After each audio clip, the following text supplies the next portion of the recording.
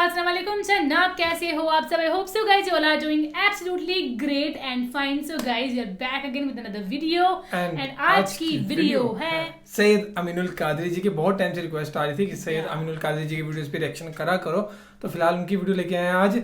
बेनमाजी को दुनिया में छह मुसीबतें आएंगी जो नमाज नहीं पढ़ते हैं, टाइम टाइम पे स्किप करते हैं, उनके लिए भाई 6 मुसीबतें जो हैं वो आनी ही आनी। तो देखते हैं ऐसी कौन सी मुसीबतें। हाँ तैयार हो भाई, तो बाकी इसको प्ले करते हैं, फिर करते हैं अपन बाकी बातें डिस्कस। नमाज तर्क करने वाले की पैक पर जो पहली मुसीबत आती है दुनिया में वो ये है कि अल्लाह उसकी उम्र को मुख्तसर कर देते, उसकी उम्र मुख्तसर हो जाती है। आप देखें अक्सर पहले हमारे बाप दादा नाना परदादा जल्दी से 70 साल से पहले कोई मरता ही नहीं था।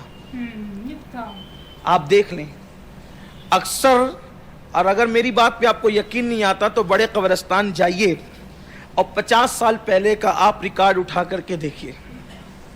खैर जिसकी मौत जब लिखी है तभी आएगी, लेकिन ये नमाज तर्क करने की नहूसत है।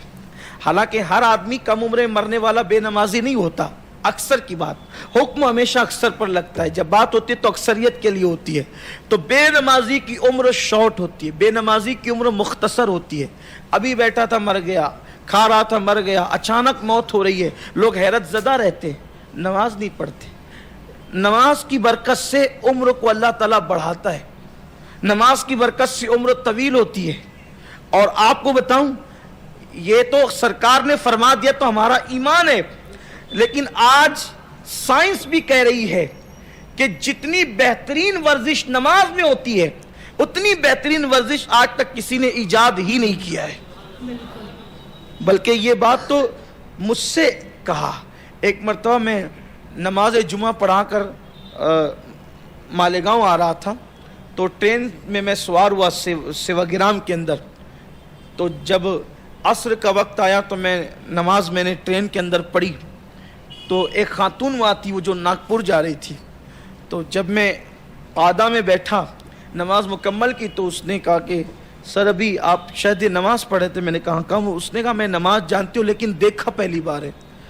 तो ये जो आप इस तरह बैठे होते ना, जो जिसको हम कादा कहते हैं, इस तरह जो बैठे थे ना, हमारे योगा में इस तरह बैठने की बड़ी अहमियत है कि अगर कोई बंदा दिन में कुछ वक्त इस तरह बैठेगा तो उसको बदहज़मी का मसला पेश नहीं आएगा, डाइजेशन प्रॉब्लम उसको कभी नहीं होगा। तो हम लोग इसकी जो है वो लोगों को तरगीब देते हैं इस तरह बैठने की। हमने कहा हमारे नबी ने 1450 साल पहले हमें ये अता फरमाया।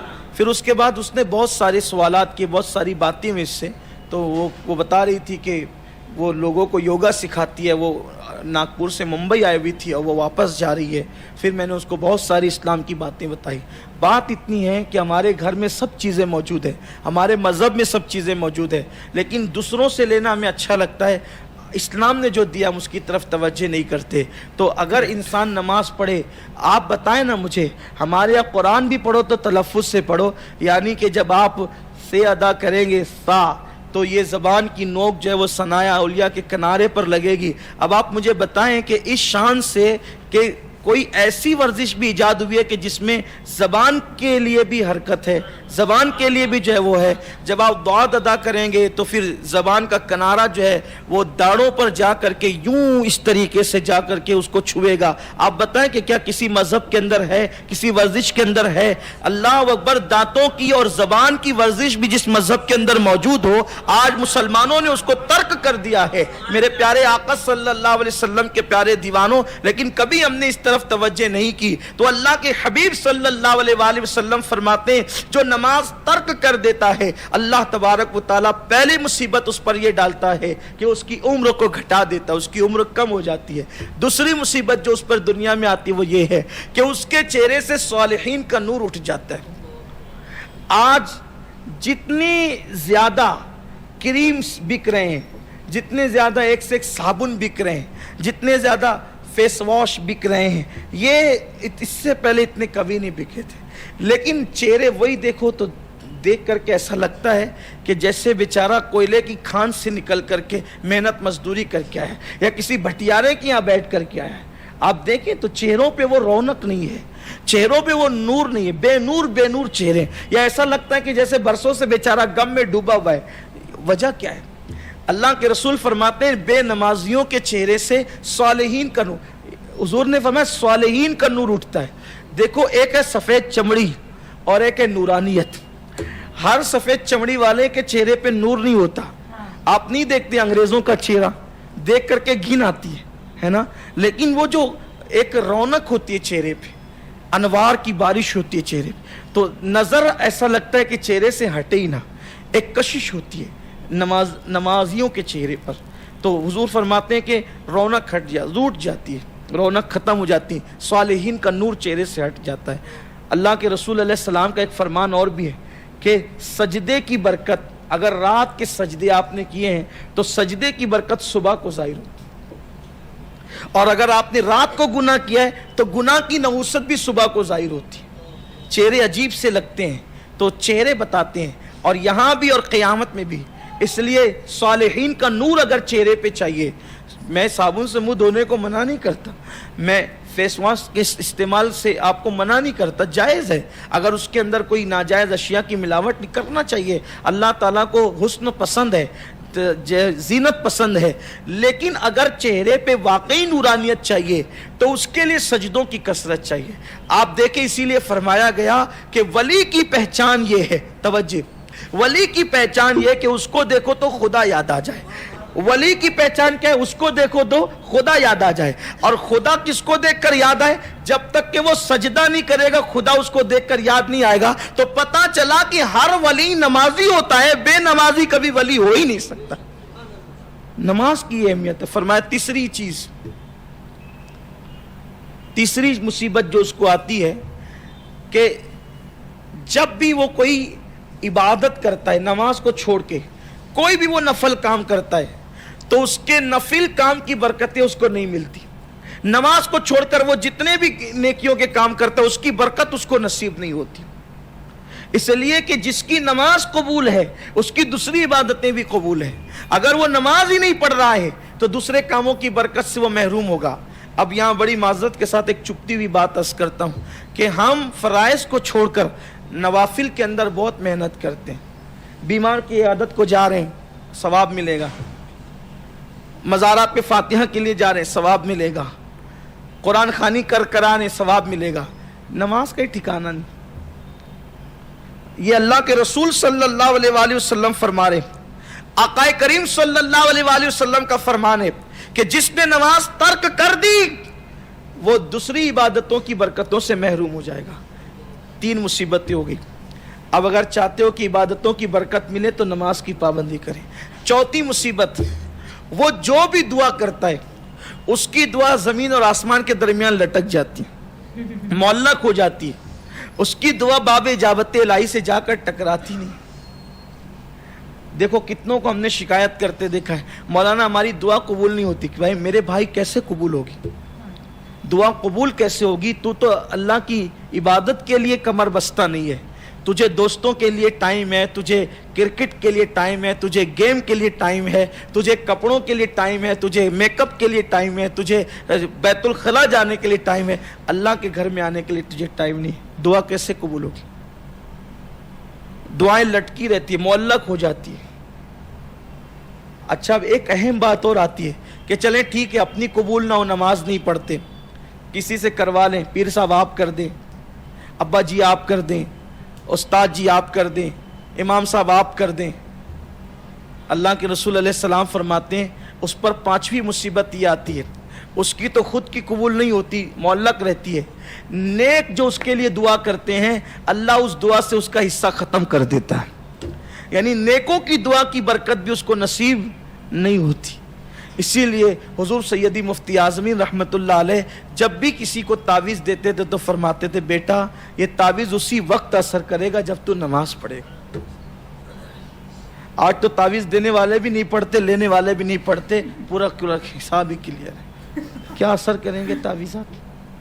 اللہ ماشاء اللہ, سب کی بات نہیں کرتا, ہنسنے کی بات نہیں, یہ ہو رہا ہے, یہ سب ہو رہا ہے. نماز ایک دم بیٹھے بیٹھے چھوڑتے ہیں, ترک کرتے ہیں, اور کوئی اب تو کچھ ایسے بھی ہو گئے کہتے ہیں کہ ارے یہ سب تو یہ مولوی مولانا کا کام ہے سب مسجد جانا. آپ سے پوچھنا چاہتا ہوں مولوی مولانا کا کام ہے اللہ کے رسول مسجد جاتے تھے یا نہیں جاتے تھے یہ بتاؤ.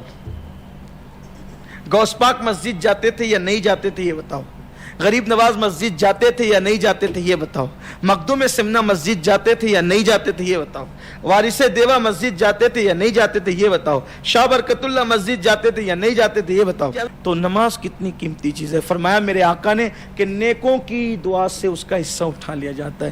میں اکثر اپنے بھائیوں کو ایک بات کہتا ہوں, اگر مسلمان نمازی بن جائیں تو اسے کسی کی دعا کی ضرورت ہی نہیں. جب یہ بات لوگ سنتے ہیں تو تھوڑی دیر کے لیے حیران ہو جاتے ہیں, یہ کیسے ہو سکتا ہے سید صاحب کہ اگر آدمی نمازی ہو جائے اس کو کسی کی دعا کی ضرورت نہیں. میں کہتا ہوں کہ کیا ضرورت پڑے گی کسی کی دعا کی, کیونکہ ہمارے نبی نے ہمارے لیے اتنی کثرت سے دعا کر دی ہے کہ وہی دعا ہمارے لیے کافی ہے. حضور علیہ السلام نے میدان عرفات میں, مینا کے میدان میں, مزدلفہ کے میدان میں, اور بالخصوص حجۃ الوداع کے موقع پہ جو میدان عرفات میں اللہ کے حبیب نے اتنی دعا کی, اتنی دعا کی, اتنی دعا کی کہ دعا کرتے کرتے بتقاضے بشریت ہاتھ تھک گئے تو حضور نے ہاتھ نیچے کر لیے, لیکن حضور علیہ السلام زبان سے دعا کرتے رہے. تو جس کے لیے حضور نے اتنی دعا کی ہے بس شرط یہ کہ آقا نے فرما دیا جو نماز چھوڑ دے صالحین کی دعا کی برکت اس کو نصیب نہیں ہوتی. اب مسلمان نماز پڑھنے لگ جائے, نماز کے پابند ہو جائیں تو مصطفیٰ جان رحمت کی دعا کی برکت اس کو خود بخود نصیب ہو جائے گی. اللہ کے رسول کی دعا کی برکتیں اس کو خود بخود ملتی چلی جائے گی. تو میرے آقا علیہ السلام کے دیوانوں, خود وہ دعا کرے تو دعا معلق رہتی ہے, اور اگر کوئی نیک اس کے لیے دعا کرے تو اس نیکوں کی دعا سے اس کو حصہ بھی نہیں ملتا. اللہ کے حبیب علیہ الصلوۃ والتسلیم نے فرمایا. تو یہ ہو گئی اس کی 5 باتیں. کتنی ہو گئی؟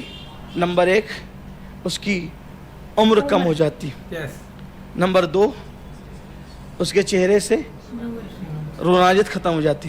نمبر 3 وہ دعا کرتا ہے تو اس کی دعا معلق رہتی ہے. نمبر 4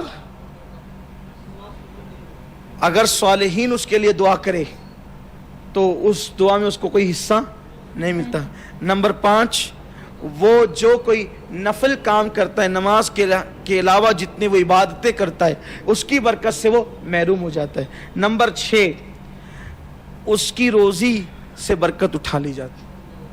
کتنا بھی کمائے گا ہائے ہائے کرتا رہے گا, لاکھوں کا بیلنس ہوگا تو بھی برکت, روزی ملے گی برکت نہیں ملے گی. آج برکت کہاں ہے دیکھو, کہیں نہیں ہے. سب رو رہے ہیں, جن کی لاکھوں کی پراپرٹیاں بھی ہے وہ بھی رو رہے ہیں. یہ ہو گیا, وہ ہو گیا, مندی آ گئی, یہ آ گیا, یہ سب چل رہا ہے. ہے کوئی ایسا بندہ جو کہتا ہے کہ میں بہت مست ہوں؟ صحیح بات ہے یار, برکت اٹھ گئی.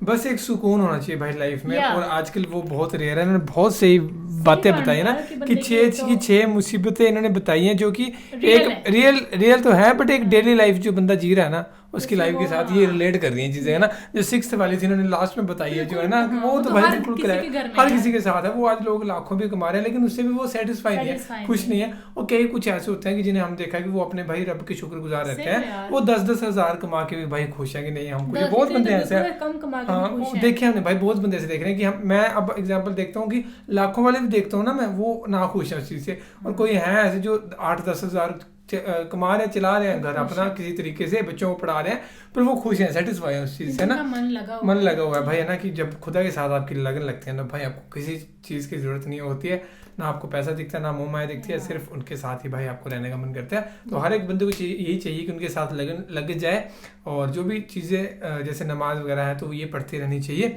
اور باقی تو فی الحال یہ تھی ویڈیو. اگر آپ چاہتے ہو ہم سید امین القادری جی کی اور زیادہ ویڈیوز بنائیں تو ہمیں گائز ضرور کمنٹ کرنا. باقی تو فی الحال اس ویڈیو میں تھا. Thank you so much for watching the video. ملتے ہیں نیکسٹ ویڈیو میں.